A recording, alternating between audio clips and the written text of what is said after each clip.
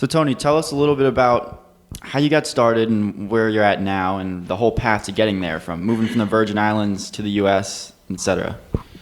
Okay, so back in 2009, I used to produce music, and we had a recording studio on island, and I would be working with all of the local artists and all of the local producers, and I was making my own album.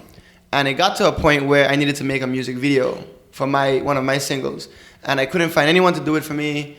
I was looking around, and the island's very small, so I ended up doing it myself.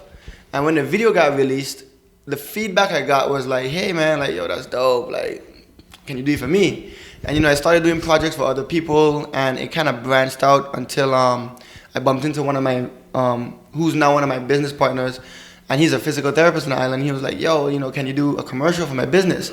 So, we did the commercial for him, and afterwards he was like, yo, why don't you do this full time? Like, this is really good stuff. So I was like, we talked about this and that, and it became a situation where he became a business partner, kind of gave me like a startup investment, and we just packed our bags and moved to New York. And we actually moved to Orlando, but we went to New York first. We bought all the equipment from B&H, and we kind of couch surfed. Like, we was hopping on people's couches from New York all the way down to Orlando. We stopped in DC, we stopped in Atlanta, we stopped in North Carolina, and finally made our way here. We slept in Denny's. Like, it was it was one of those crazy like entrepreneurial stories you hear about where people don't know what they're getting themselves into, and we just kind of like trucked it out until we got here. Yeah, so why'd you decide you wanted to move to New York to start it off? Like, was there pros in New York or something that the Virgin Islands didn't have that could accelerate your career path?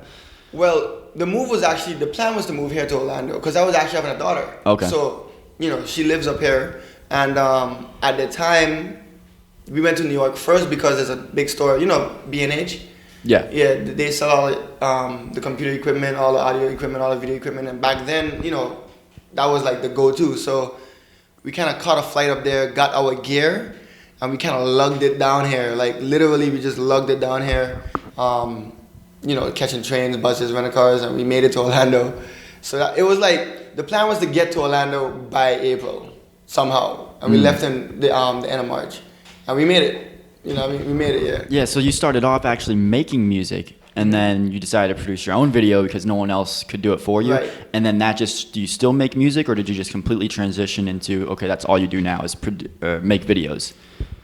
I don't really make music anymore in a context. I'm not a producer, but a lot of the stuff that I used to do, I'm still, it's still a part of what I do, because with video production and making films, it's always good to know audio. It's always good to know sound. And especially with music videos, I feel like the reason people like to use me maybe over the next guy is because my connection to the music. Like, I used to dance, I used to rap, I used to produce. So now when I'm making music videos, when you watch a music video that I do, it kind of has like a feel to it. And I think that feeling comes from just my connection to my experiences with music and my involvement with music, you know what I mean? No, I get what you're saying. It's almost like, for not a lack of a better analogy, like a sports player who now becomes a coach, right? They understand they were in the game before. Yeah. So it just helps a lot. But what are your goals and aspirations with your current brand and your business, and where you want to take it? Currently, I have a rollout I'm working on right now. It's like threefold. On one end, I keep saying, damn. Like, yeah, It's all good. Try not to do that, man. Sorry. So currently it's threefold. I'm working on three phases of it.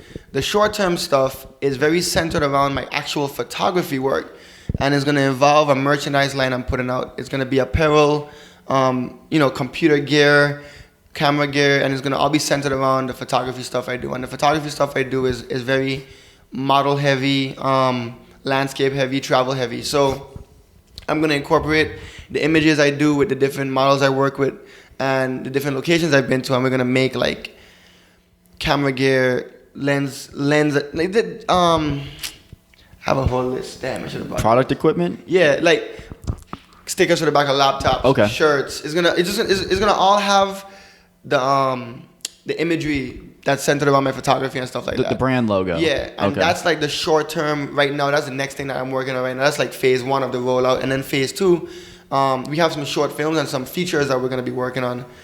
Hopefully, if all goes well, timing wise, it's gonna be by summer 2019. We should be shooting a feature. That's the plan.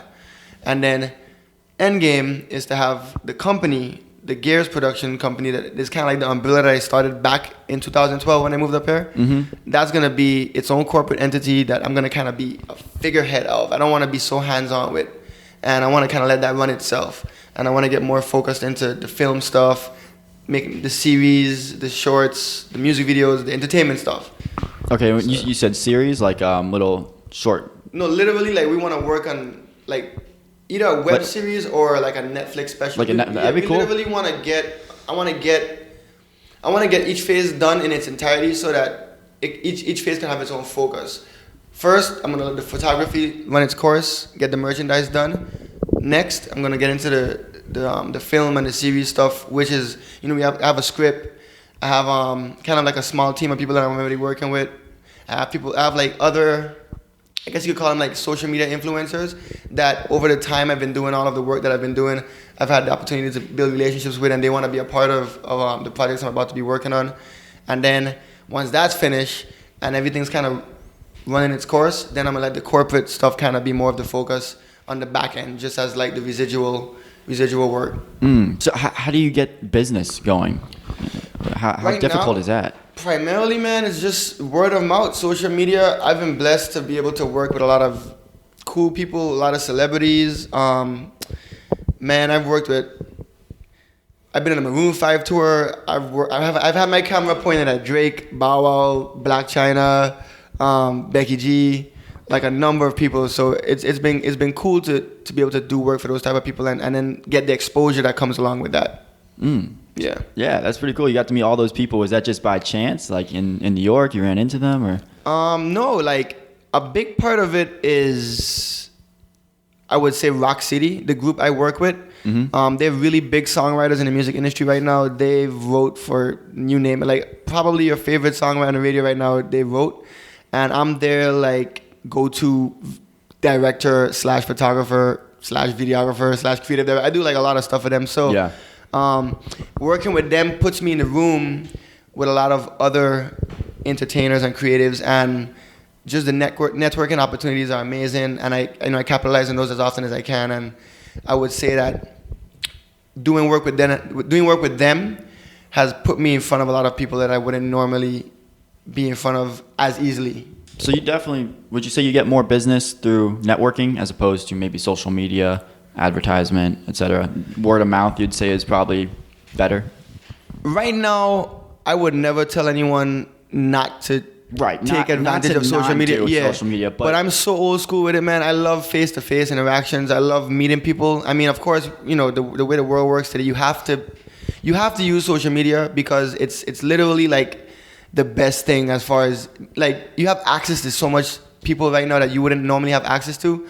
So you have to capitalize on it. But I'm so old school with it. I love to just, if I want to work with you, I contact you directly. I meet with you. You know, I email you directly, and I go to events. Tashia just had a Curly Bay experience. I went to that networking event, met other creatives, and you know, I do a lot of that type of thing. Just be out and about, be involved, and be in the mix. So what do you think about someone else who wants to get into the same line of work that you do? What should the first steps be? Like master the craft, network, like how, if someone says, oh, I want to get into video productions, or I want to write a Netflix series, or I want to make music videos for rappers, singers, whatever, what's the first step? My advice to anyone that's trying to get into any field at all, whether it be photography, filmmaking, videography, I would say it's not even so much about being the best as far as quality. It's more about consistency. Like, we live in a world where people are becoming viral off of cell phone videos, like, if you know what I'm saying. So it's not so much about quality or mastering your craft, but just being a pioneer and being innovative enough to come up with something that's cool and new and entertaining and fresh, and then just sticking to it and just continually being consistent and don't stop. And like, because I see so much people with talent that just stop because they're frustrated or because it's hard, and they fall off. And I knew, like, damn, that person had it. So I would really just recommend being consistent, post daily, maximize social media. Like, there's a whole bunch of influencers online that give great advice as far as motivation and techniques. You know, there's a Gary V's, and you know, there's all kind of people out there that tell you how to make the most out of social media. And again, man, just consistency, perseverance, and determination, because it's definitely not easy. Now, for you, it seems like it kind of found you. Rather than being persistent, not getting any recognition for a while, it's like, you kind of did this out of necessity, and then people started coming to you like, hey, can you do this for me? Can you do this for me? Do you think that's maybe the best way to try to find out what you should be doing, rather than beating your head against the wall if something's not working, but really to kind of do what you like and then see what people come to you for, and then that's the direction you should go in? Because otherwise you might still be making music for all we know. You know what I would say to that? I would say, you always have people say it's not about the money, and that's partially true, but you got to keep the lights on. And not everyone is fortunate enough to kind of have that financial backing or that financial resource. But there's this quote, I can't remember who said it. He was like, so how would you live your life if money was no object? And that's kind of like what I try to live by, because money comes, money goes. And especially if you're good at what you do, and if you love what you do and you do it enough, you're going to get good at it. And you're going to eventually become a master of it. And once you become a master of it, people are going to recognize it. And they're going to come to you, and they're going to want to do it, and they're going to want it from you because you're good at it. So that's going to happen. The journey between start to then, that's the hard part. You have to really be tough and thug it out. You know what I mean? Yeah. Yeah. Once you could get that part of it, and you could stick it out there. Once the money does start coming, then again, like I said, what would you do if money was not an object? How would you live your life? Would you still work the job that you work? Right. Would you still clock in for somebody else, help make their dreams blow up, or would you dedicate those? Like, is your life worth $15 an hour, $20 an hour, $30 an hour? No, like, what I mean, you really have to evaluate yourself and be like, I'm worth. You know what you're worth. And then you focus on making that happen, and all the stuff in between is gonna happen once you love what you do. Mm-hmm. Well, for creatives, it's especially hard because a lot of statistics I hear in the creative realm is that it's only like the top 1% that get listened to. Like, it's the Pareto's law, right? Facts. Only 20%. Like, for example, the composers. Only like the top 5 composers get listened to, and out of those top composers, only the top like 10% of their music gets listened to over and over again, but no one hears the other. And the same can be trickled down for all music, from rap music to R&B. Like, it's the top that gets listened to, not everyone. It's just very tough to make it in the creative industry. But you think with consistency that it increases your chances, but to what degree do you think it's? I think that it does boil down to consistency, because I'm speaking from the perspective of I come from an island, man. That's 32 square miles, bro. Like, right. This is like this big. Like, if you look at it on a world map, you gotta literally get close to the map to even see where I'm from. And I came to a place that I have no idea where I'm at. I still have my accent. I still have my style, my custom. I'm not some like 19-year-old that's fresh in the streets. You know what I mean? I'm figuring it out as I go. Yeah. And if I could do it and I could figure it out and I could keep my lights on, I think anybody can. And that's straight up like, and I mean, I did say do what you love, but do what you're good at too. Yeah, that's you know what I mean? Yeah. Like, don't just like love it and just be. If you suck, man, I'm being real. Like, if you suck, either get better, learn, or figure out something that you love too, that you're also good at. Because like, there's a lot of like, I'm gonna give you this example. There's a lot of guys that like to play basketball. They love it. Yeah. You're not gonna be in the NBA, bro. And I mean, I'm just being real. Like, but you could work in the field. You could work in sports. You could be an announcement. You could be a ref. I mean, there's so much. You could be a physical therapist, taking care of those NBA athletes. So you're still in a world that you love, but just find something that you're good at too, because that's gonna help when it comes to mastering your craft and becoming an actual brand. And I think that's great advice. Like, if you want to get in the music industry, but maybe you don't have the musical talents, maybe you're good, but maybe not good enough to make it big. You can at least work as a music producer, or you can do something, a manager or something. You can get into the music industry. You could work in a studio. You could work at a label. You could work at a record store, bro. You could manage I'm not even trying to say what you can or can't do. Who am I to tell you? Because I'm still figuring it out myself. But I will say that it definitely helps just being in the environment of things that you love doing. Because right now, I mean, I shoot commercials. I shoot like big weddings and stuff. Like, I'm not like a wedding videographer. I don't love shooting weddings, but at the end of the day, you know, I collect a paycheck, I do my work, I give them my product. It's still in line with my brand. Like, it still looks like something that I've produced. Like, it looks like a directed TBL film. Like, if you look at the weddings I've done, man, they look damn near like movies. People are like, yo, I want one of those for me. So, you know, you still make it fun. You still make it yours. But at the end of the day, you got to keep the lights on. So, you know, I'll never tell anyone to not, you know, do something that's going to make them money. I'm just saying, don't spend your life doing something that you don't like doing just because you need to make a paycheck. And that paycheck's probably not going to even be enough to just keep you going. You know what I mean? Yeah, I agree. All right, so have you ever had a failure, right, where you messed up, where you were hired for a project and you just screwed it up? How did you deal with that, and how did you come back from that? Okay, fortunately, I haven't had a client complain yet. Okay. I've had people that wanted changes, that wanted things done. I haven't had a failure on a project. But as far as life goes, man, I'm failing. This morning I failed, man. I messed up my boy legs, man. I mean, I fail all the time, man. Like, you gotta fail. Like, you gotta fail hard. You gotta fail so that you know what not to do. I think it's a learning process, and I think that people get too caught up in perfection and trying to win. I mean, yeah, you want to win. And I mean, I think social media has kind of confused people because people think, so it's easy to look at someone else's social media and be like, damn, they're living the life. But you don't know what they're doing, man. Like, you don't really know what their lifestyle is like. You don't know what they're doing to live that lifestyle. Like, if you look at my social media, man, you would swear that all I do is travel the world and shoot hot chicks. Like, nah, bro. I'm doing 18-hour days behind a computer screen, editing photos and videos and films and music videos, and you know what I mean. I'm not clubbing, you know what I mean. And when I'm out at the club, I'm probably out there meeting someone or working or networking, you know what I mean. So I feel like it's a collage of highlights, social media, and it is. And don't let the success of others make you think that it's not okay to fail. To answer the question, yes, I failed. I'm constantly failing. I'm probably gonna keep failing until I'm not gonna fail at that thing anymore. You know? No, that's a good attitude to have about it.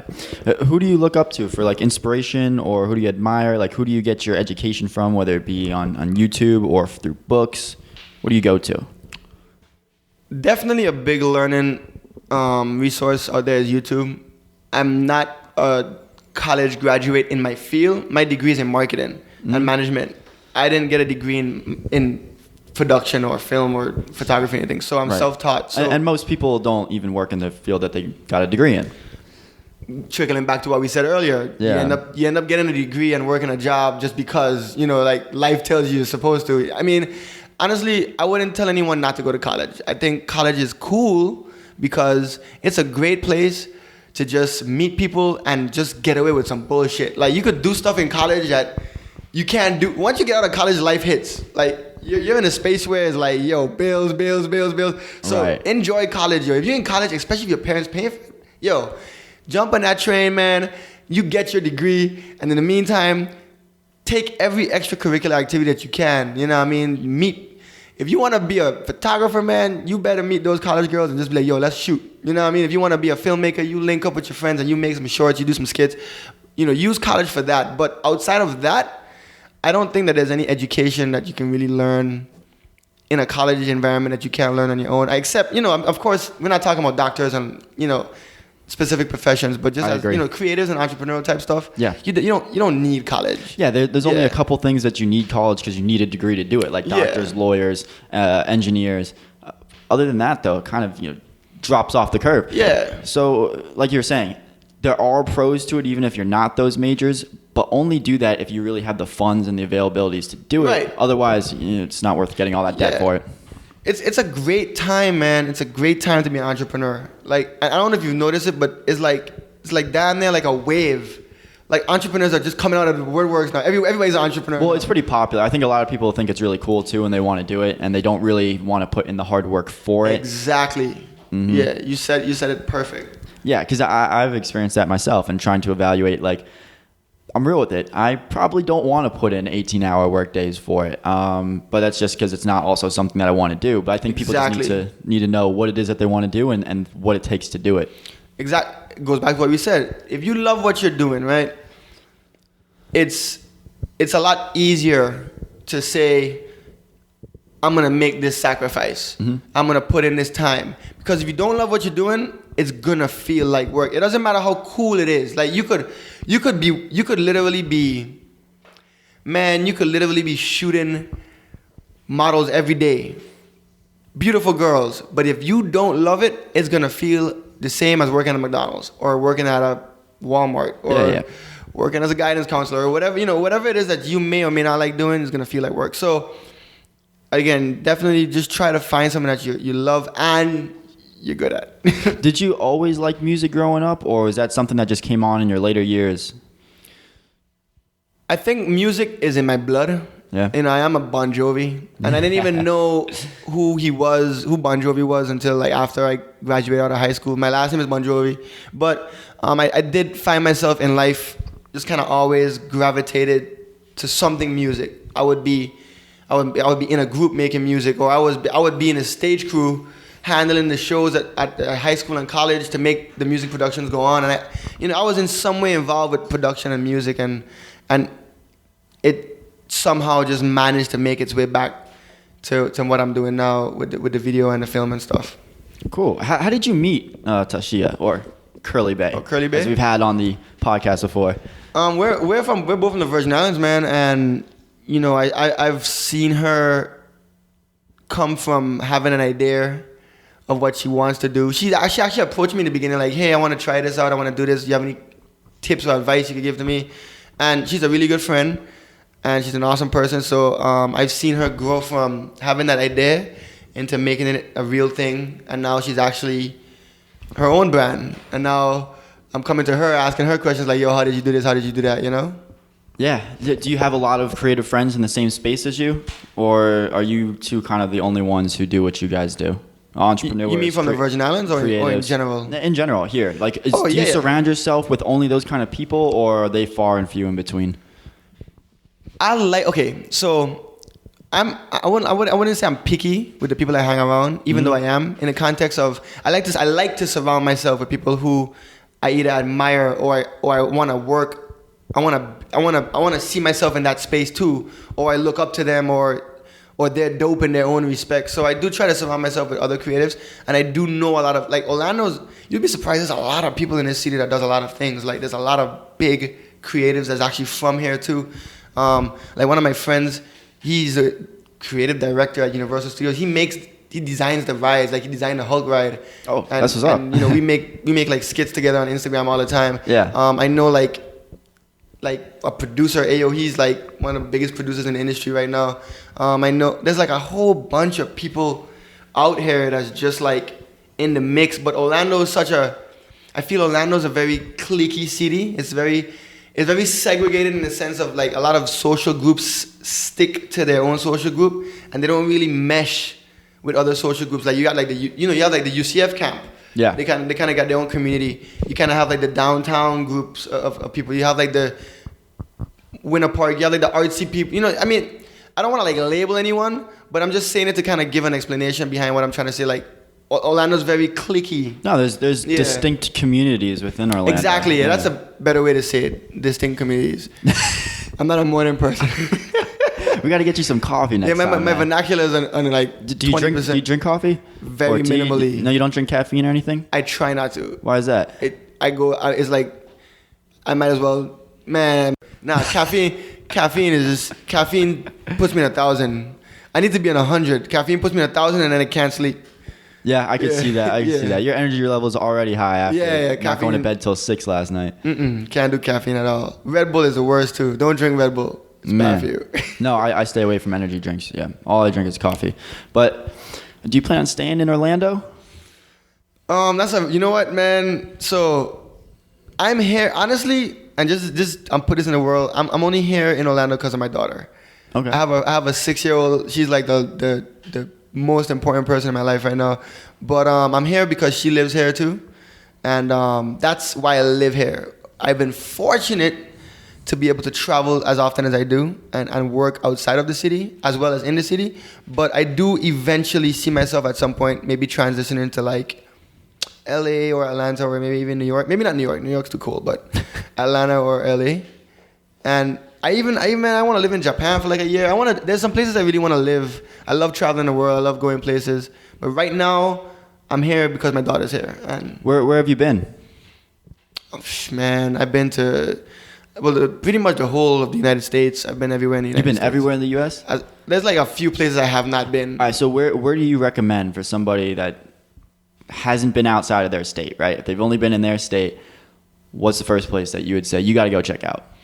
Honestly, man. Or you could say 3, because I know that's kind of hard, and they're all in the different. U.S. or outside of the U.S.? In the U.S. We'll start there first. In the U.S., I would say a lot of it depends on you. If you're traveling just to see places, I would recommend different places than if you're traveling to do stuff related to your field. If you're traveling to see places, I would definitely say go visit like Niagara Falls and see just some of the wonders of the world, because it's amazing. Like stuff like the Grand Canyon and Niagara Falls and some of the mountain areas. Like there's just places in this continent that take your breath away, right, visually, like just to visit. But as far as interesting, cool cities to go to, LA is popping. Like you're never gonna be bored. Atlanta is like an urban mecca. It's like always parties. There's always something to do. New York is a great place to visit too if you want to. Just the city just never sleeps, and the look of it, the aesthetic, the feel. It's like a machine. You go up there and it's like everybody's moving, and you feel like you're this small speck and this great wormhole. So those 3 cities I would say are very happening cities to go visit. But so yeah, it's kind of a twofold answer, I guess. Yeah. Cool. Where have you been outside of the U.S.? I've definitely been all over the Caribbean. I've been to Colombia. I've been to Thailand, Taiwan, Amsterdam. How was Amsterdam? Amsterdam was cool. I did the typical Amsterdam stuff. I did a video actually out there. It's called, if you Google a train ride to Amsterdam, that's my video. Director TBL, a train ride to Amsterdam. I took the train from Rotterdam to Amsterdam and I did like a short film. It's like 3 minutes. So you could check out some of the visuals there. I popped into the red light district, saw what it was all about. I tried some of the local foods. I was out there with a guy named Pro Tales. He's actually a director out there as well. So, but Thailand is definitely my most recommended place to go. You like Thailand? Why is that? Man, Thailand is, how do I say this? Thailand is something for everyone. Whatever you want to do. If you want to go to see nature and do like hiking and see elephants and stuff, you can do that. If you want to go to turn the F up, you could go out there and you could turn up till you can't turn up anymore. Like it's the partiest party I've ever been to in my life. If you want to see like crazy stuff like Well, I'm not sure if it's Thailand, but one of my buddies went overseas. I think it was Thailand. If not Thailand, it's one of those other countries right around there. But they had zoos where you could actually like hold tigers and walk on them on the beach with tigers and everything. You could hold tigers. There's a part of Thailand called the PP Islands, and literally they shot James Bond there. There's the same location they shot that James Bond scene with the boat chase, and you get off. And monkeys come up to you like. Oh, that's so cool. A monkey took my camera, and I had to chase it. Unfortunately, the camera had a strap, and it got hooked onto a branch, and it just fell down, and I was able to get it back. But if it didn't hook onto the tree, I would have to buy a new camera right now. Oh my god. He came up to me. He was like, and he just grabbed it. Oh, is it a little monkey? Or yeah, I have a picture of it on my Instagram. He's on my head on my Instagram. There's a monkey on my hat. He jumped off and grabbed the camera and ran. And I was like, yo, I'm literally running after a monkey in Thailand, bro. That's so funny. Yeah, it was crazy. I rode an elephant out there. They say that the elephants are they treat them cruelly and stuff, and you're not supposed to ride them. So I didn't know that at the time. So I found out afterwards, because after I posted the picture, people gave me the education and stuff. But with my one experience, they seem well cared for, and I was like 120 pounds at the time. Mm-hmm. So fortunately for me, I would say I gave the elephant the least amount of pain and suffering. But how much do you weigh now? So I've actually been gymming. I know I don't look it, I was gonna say you don't look like 120 pounds. Yeah, I've been gymming. I'm trying to go shirtless for my hometown carnival next year. So I'm probably 155. Okay. So I gained about how long did it take for you to put that on? just 2 months, but that's because I've been doing what I wouldn't recommend, and I've been drinking Serious Mass. It's a weight gainer protein shake. Okay. I've been doing it twice a day, and I've been taking one before bed. Like literally before I get into bed, I would drink a shake, and it's been putting on weight. But I'm starting to notice that it's giving me You're consuming a lot of calories. What A it lot. is. Yeah. It works because I did that too. I was trying to bulk up to 200 pounds. And How much you weigh now? Like 165. How tall are you? 6 foot. Oh, I'm 6 feet 2. You're 165? Yeah. You're actually good. If I could get to your size, I'll be. Cause you look, under the shirt I can see you kind of swole, so I can see. Well, the problem was I was like 185 before then, and like I had some size on me, but like I also, if I took my shirt off, I didn't look any better. I probably looked maybe a little worse because it was more like fatty. The thing is, like I fit my shirts really well. But it's not, you couldn't tell like, okay, here's a shoulder, here's a bicep, here's a tricep. Oh, it's okay, just, okay. Yeah, just yeah. an arm, and then you take this off, and it's like, I'm not cut or defined under it. Right. But I tried to bulk to 200, thinking like, the bigger I get, the better I'd look. And it got worse and worse, and I looked like I didn't even work out once I got to 200. Yeah. Then I dropped down to 160, and then looked even bigger because I just was lean. Like, you could actually see the definition. There's a shoulder, there's a bicep, there's a tricep, rather than just an arm. Definitely. But I would recommend, like, what you're doing is, I mean, you definitely put on a lot of size. You don't look like you're not like how I was at 200. You're not fat at all. But I would just, I'd scale it back a little bit and just start to still stay in a surplus of calories, but maybe just remove one of those shakes. Or just do like half a shake or something and see if that starts to slow it down. But what are you doing for like your workout style? Well, before we get into, you ever seen this video on YouTube called a Greek God Physique? Greek God. Are you talking about Kino Body? Yes. Yeah. That's actually, I've just discovered them. I follow it. That's what I did. That's what I did to lose my weight. Yeah, that's what I'm learning now. Like, so from my understanding right now, the trick to keeping your leanness while putting on size is your waistline and your body fat. So people think it's all kind of crazy stuff, what time you eat. From what I'm learning, it's about calorie surplus and calorie deficit. So if you want to gain weight, you put on a surplus, and if you want to lose weight, you keep a deficit. The trick to keeping lean is just make sure that your surplus doesn't make your body fat go over a certain percentage. Right. So when you find yourself at that place, then you start to go into deficit, but you continue to work out, and you just keep that regimen going as you put on the type of size that you want to put on. So now that I'm noticing that my stomach is kind of getting a bit more, I'm losing a little bit of my abs. Yeah. I'm starting to like dial back on the shakes. Yeah, exactly. Yeah. So you do it with the more of like the intuitive and the feeling approach. I'm very like analytical, black and white, so I would track my calories. I'm learning how to do that. I'm 2 months in the gym, so you need to teach me. You gotta teach me some of your ways, bro. It's tedious, but like it's accurate, because what I do is like I'll know, okay, 2,500 calories is to maintain. Now I could go and eat 3,000, 4,000, which is what I was doing when I was still at 200. But now I realize like, okay, I want to stay lean and gain muscle. So if my maintenance is 25, then I want to eat at like 2,800. See, right? This is what you're passionate about. You see how you're talking? No, yeah, like, I do. can see I don't know, you guys can't see this right now, but there's a fire in my man's eyes right here. You know what I mean? And straight up, this is exactly what we was talking about earlier. Like, when you're passionate about something, you're gonna know the way you talk about. You might not be passionate about this for all your life, but right now you're passionate about this, and I can see it.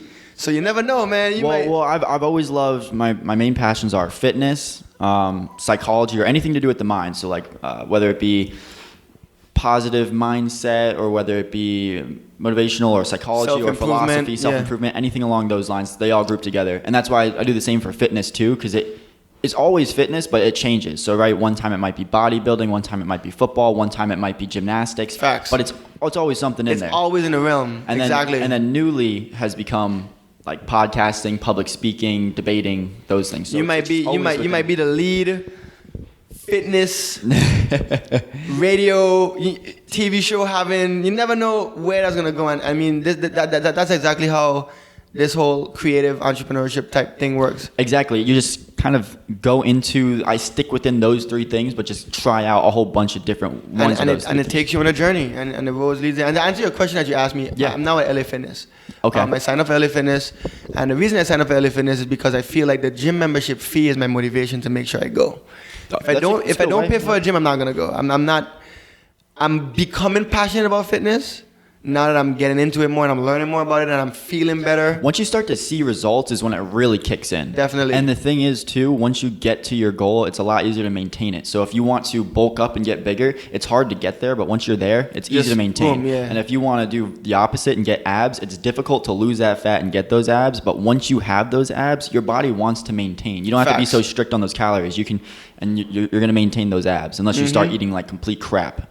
Yeah, just don't go crazy in the ice cream and exactly. Yeah, so nah, definitely. Are you doing the Kino Body workout too? No, I haven't started yet. I do feel like, because I'm 32 years old. I know like people tell me I look younger, but I felt my age, and I'm now finally starting to get my energy back and stuff like that. So I want to get like maybe 1 or 2 more months in, just kind of getting myself into the rhythm of what I'm doing before I sign up for any programs at all. I'm just kind of like looking at the different stuff that I find online as kind of like direction for where I want to end up, and I'm using that as like my kind of like stepping stone, and I'm gonna platform from that. Exactly. So what I would recommend, I mean, because the Kino Body, it's only 3 days a week. It's actually pretty like small amount of volume compared to what other routines do. And I do 5 days right now. Yeah. So Kino Body would be perfect for you because what that's all about is doing the minimal necessary stuff. So it's about doing, okay, what are the main things that are gonna build mass? It's like bench press, pull-ups. It's not worried about doing excess stuff that's like gonna give you a little bit more. It's like it's a waste of your time. That's the 80% that's only gonna give you 20% of the results. It's about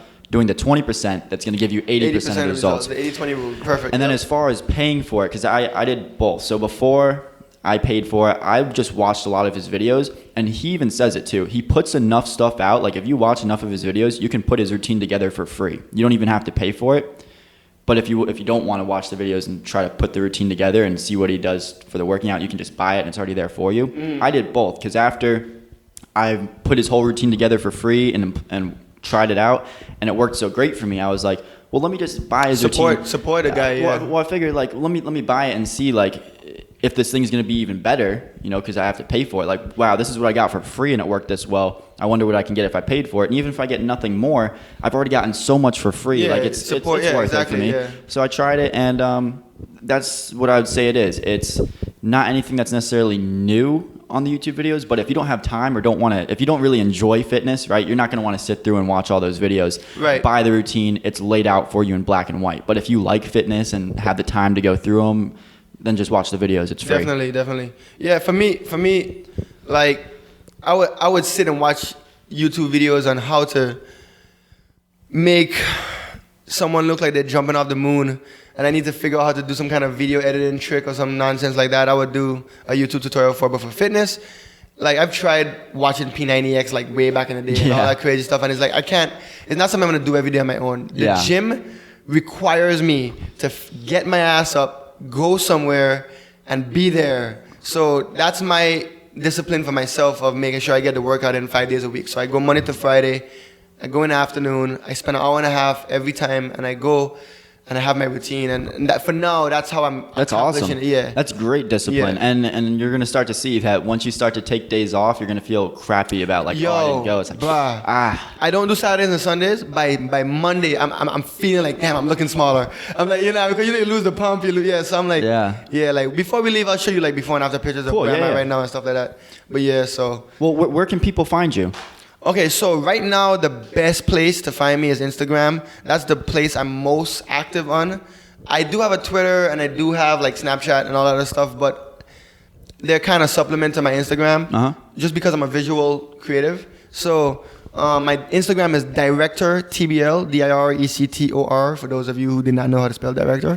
Director TBL, T as in Tom, B as in boy, L as in Larry. My name is Tony Bongiovi LeBeat, and that was too goddamn long. So Director TBL is what I use right now.